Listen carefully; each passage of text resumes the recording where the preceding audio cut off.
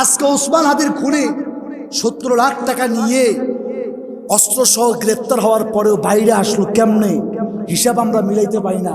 অথচ এই 19 ক্ষমতার চেয়ারে, প্রশাসন ক্ষমতার চেয়ারে, এই জনগণ একদিন পাই টু পাই হিসাব বুঝে নেবে। কথা বলেন ঠিক কিনা? এত সহজ নয় ছাড় পাওয়া।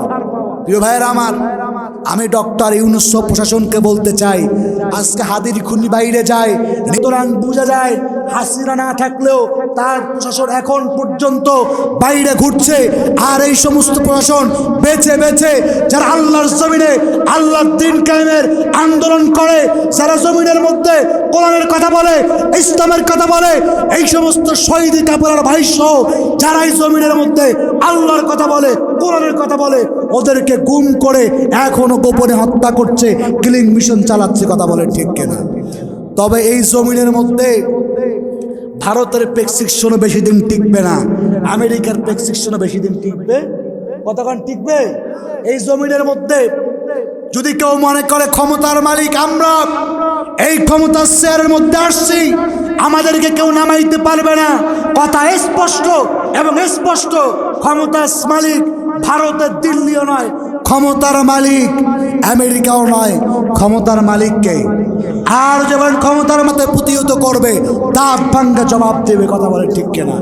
বিশেষ করে মিঠাপুকুরের মুসলমান, এরা জীবনকে ভয় করে না, জীবনের মায়া মিঠাপুকুরের মুসলমানের নাই। মিঠাপুকুরের মুসলমান বন্দুকের গুলির সামনে দাঁড়িয়ে সিনা টান টান করে থাকে, আল্লাহ জমিনে আল্লাহ দ্বীন কায়েমের জন্য জীবন দিতে রাজি থেকে। কথা বলেন ঠিক কিনা? আমরা দেখেছি আমাদের কলিজার টুকরা আল্লামা সাঈদীর যেদিন ফাঁসির রায় হয়, সর্বপ্রথম এই মিঠাপুকুরের জমিন থেকে আমার যুবকেরা সিনা টান টান করে বুকের তাজা রক্ত ঢেলে দিয়েছে, আল্লামার ফাঁসির রায়কে স্থগিত করার জন্য শাহাদত বরণ করেছে। কথা বলেন ঠিক কিনা? প্রিয় ভাইরা আমার, সেই আল্লামার কণ্ঠকে স্তব্ধ করে দিয়েছে তারা।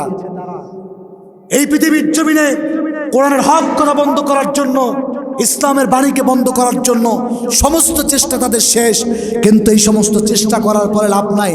এক ওসমান হাদির কণ্ঠ তোমরা রুখে দিতে পারবা, হয়তোবা এক কোন দেশপ্রেমিকের কণ্ঠ তোমরা রুখে দিতে পারবা, কিন্তু এক দেশপ্রেমিকের কণ্ঠ রুখে দিলেও শত শত দেশপ্রেমিক, কোরআন প্রেমিক, তাওহীদি জনতা বাংলার জমিনে জাগ্রত হবে। কথা বলেন ঠিক কিনা? মূলত ভাইরা আমার, কথা একটা স্পষ্ট হয়ে না, যেহেতু যে আয়াত নিছি, এই আয়াত এমন একটা আয়াত আপনাদেরকে নিছি, আমি আলোচনা যেই দিকেই ঘুরাই ওই আয়াতের বাইরে যাবে না। কারণ আল্লাহ যে 3 দফা কর্মসূচির মধ্যে 1 নম্বর যে কর্মসূচি দিচ্ছে ঈমান আনতে হবে। আপনি যখন ঈমান আনবেন, আমি আলোচনা যেই দিকেই ঢুকাই ওইটা আপনার ঈমানের সঙ্গে শর্ত। ওইটা যদি আপনি না মানেন, আপনার ঈমান থাকবে না।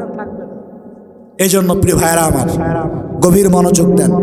মূলত আমি যে আয়াতে কারিমা তেলাওয়াত করতেছিলাম, এই আয়াতে কারিমার ভিতরে আল্লাহ রাব্বুল আলামিন বললেন তুমিনুনা বিল্লাহ। 1 নম্বরটা হচ্ছে আমি আল্লাহর প্রতি ঈমান আনবা, 2 নম্বরটা হচ্ছে ওয়া রাসূলিহি, আমার রাসূলের প্রতি ঈমান আনবা। রাসূলের প্রতি আপনি ঈমান আনার পরে, আল্লাহর প্রতি ঈমান আনার পরে আল্লাহ রাব্বুল আলামিন ডাক দেয়া বলছে 3 নম্বর দায়িত্ব হলো ওয়া তুজাহিদুনা ফি সাবিলিল্লাহি বিআমওয়ালিকুম ওয়া আনফুসিকুম। তোমাদের জন্য 3 নম্বর কর্মসূচিটা হলো ওয়া তুজাহিদুনা ফি সাবিলিল্লাহ। এই জমিনের মধ্যে তোমরা আমি আল্লাহ রাব্বুল আলামিনের রাস্তার মধ্যে জিহাদ করবা। কেমনে জিহাদ করবা শোনো। এই পৃথিবীর জমিনের মধ্যে অতুজাহিদুনা ফি সাবিলিল্লাহ, আমি আল্লাহর রাস্তার মধ্যে জিহাদ করবা। এই জিহাদের 1 নম্বর মানেটা হলো সর্বপ্রথম তুমি নিজের নফসের সঙ্গে জিহাদ করবা। আগে নিজের শারীরিক বডি ঠিক করবা। 1 নম্বর নফসের সঙ্গে জিহাদ করলা। 2 নম্বরে শয়তানের বিরুদ্ধে তোমাকে জিহাদ করতে হবে। কারণ তুমি যখন কোরআনের পথে যাবা, হকের পথে চলবা, এইরকম সময় মানুষ শয়তান, জিন শয়তান তোমাকে ওয়াসওয়াসা দিবে, আল্লাহর কোরআন থেকে দূরে সরাবে। সুতরাং 2 নম্বর জিহাদটা হবে শয়তানের সঙ্গে। 3 নম্বর জিহাদটা হবে বাতিল মতবাদের বিরুদ্ধে। এই সমাজের মধ্যে যে বাতিল মতবাদগুলি আছে, এই বাতিল মতবাদ যেন এই সমাজের মধ্যে প্রতিষ্ঠিত না হয়, এই জন্য তোমরা নিজের নফসের প্রতি জিহাদ করবা। 3 নাম্বারটা বাতিল মতবাদের বিরুদ্ধে জিহাদ করবা। 4 নাম্বারটা হলো এই জমিনের মধ্যে দিন প্রতিষ্ঠার জন্য, আমার আইন প্রতিষ্ঠার জন্য তোমরা বাতিলের সামনে দাঁড়া হয়ে, বাতিলের মুখোমুখি হয়ে এই জমিনে আমার দিন প্রতিষ্ঠার জন্য জিহাদ করবা। সুবহানাল্লাহ কবেন না? তাহলে অত জাহিদুনা ফি সাবিলিল্লাহ, আপনি যখন আল্লাহর রাস্তায় জিহাদ করবেন, এই জিহাদ 1 নম্বর নিজের নফসের সঙ্গে, 2 নম্বর শয়তানের সঙ্গে, 3 নম্বরে বাতিল মতবাদের বিরুদ্ধে আপনাকে জিহাদ করতে হবে, 4 নম্বরে এই জমিনের মধ্যে দিন প্রতিষ্ঠার আন্দোলনে আপনাকে শরীক থাকতে হবে। 4 নম্বরটা হলে প্রয়োজন যদি হয় ইসলামী রাষ্ট্রের অধীনে হাতের মধ্যে অস্ত্র নিয়ে সশস্ত্র জিহাদ আপনাকে করতে হবে। এটা হচ্ছে জিহাদ। এখন এই জিহাদ আপনি করতে গিয়ে ফি সাবিলিল্লাহ, আল্লাহর রাস্তায় কখন জিহাদ হবে? যখন আল্লাহকে সন্তুষ্টি করার জন্য আপনি জিহাদ করবেন, তখন এটা ফি সাবিলিল্লাহ হবে। আল্লাহ রাব্বুল আলামিন বললেন, যখন আমার রাস্তায় জিহাদ করবা তখন 2টা জিনিস দিয়ে আমার রাস্তায় জিহাদ করতে হবে। একটু জোরে বলেন, কয়টা জিনিস দিয়া? আরে কথা বুঝতে অসুবিধা হচ্ছে? কয়টা জিনিস দিয়ে জিহাদ করতে হবে? 2টা। একটা হচ্ছে বিআমওয়ালিকুম ওয়া আনফুসিকুম। কোরআনের দিকে খেয়াল করেন, আল্লাহ আগে জীবন দিতে কয় নাই, আগে কইছে আমওয়ালিকুম, তোমাদের ধন সম্পদটা আমি আল্লাহর রাস্তায় ব্যয় করবা। 2 নাম্বার ওয়া আনফুসিকুম, এখন তোমরা তোমাদের জীবন এটা দিয়ে আমি আল্লাহর রাস্তায় জিহাদ করবা। এখন এই জীবন দিয়ে জিহাদ আপনি কেমনে করবেন? এই জীবন দিয়ে জিহাদ করার মানে হচ্ছে আপনার জীবনের সবথেকে মূল্যবান জিনিসটার নাম কি? জীবনের সবথেকে মূল্যবান জিনিসের নাম কি? সময়। সবথেকে মূল্যবান জিনিসের নাম কি? কথা বলেন, কথা বলেন, সবাই বলেন। সময় হচ্ছে আপনার আমার জীবনে সবথেকে মূল্যবান জিনিস।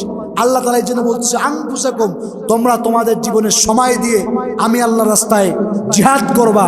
এরপরে শ্রম দিয়ে আমি আল্লাহর রাস্তায় জিহাদ করবা। মেধা দিয়ে আমি আল্লাহর রাস্তায় জিহাদ করবা। এরপরে লিল্লাহে তাকবীর, প্রধান বক্তার আগমন, আহমদুল্লাহ হেলালী সাহেবের আগমন, নারে তাকবীর। প্রিয় ভাইয়েরা আমার, প্রধান আলোচক চলে আসছে, আমি আলোচনা লং করব না, মূল মেসেজ বুঝে নেন। আপনি যখন আল্লাহর রাস্তায় জিহাদ করবেন, তখন 1 নম্বরটা হচ্ছে আপনার সময় দিতে হবে। 1 নম্বরে কি দিতে হবে? সময় দিতে হবে। 2 নম্বরে আপনার সম্পদ দিতে হবে। 3 নম্বরে আপনার এই জমিনের মধ্যে আপনার মেধা দিতে হবে, শ্রম দিতে হবে। সর্বশেষ দিন প্রতিষ্ঠা করতে গিয়ে জীবনের শেষ পর্যায়ে গিয়ে আল্লাহর জমিনে আল্লাহর দিন কায়েমের জন্য, ইসলামী আন্দোলনের জন্য জীবন বিলিয়ে দিতে হবে। কথা বলে ঠিক কিনা? যদি আপনি জীবন দিতে পারেন, আল্লাহ রাস্তায় যদি মুসলমান জীবন দেয়, মরতে দেরি হবে, জান্নাতে যাইতে দেরি হবে। কতক্ষণ দেরি হবে? মুসলমান যদি কোরআনের জন্য, ইসলামের জন্য জীবন দিতে পারে, মরলেই, শাহাদত বরণ করলেই জান্নাতে যাবে। ঘোষণাকার, কথা বলেন, কথা বলেন, ঘোষণাকার। সুতরাং মিঠাপুকুরের শহীদ কাফেলার প্রিয় সংগঠনের মুসলমান, আম জনতা, সাধারণ মুসলমান, সর্বশেষ আপনাদের কাছ থেকে জানতে চাই, এই জমিনের মধ্যে আল্লাহর কোরআনের জন্য, ইসলামী আন্দোলনের জন্য আগামীতে যদি আবারও রাজপথের মধ্যে জীবন দিতে হয়, কারা কারা ইসলামের জন্য জীবন দিতে রাজি আছেন? 2 হাত তুলে দেখান।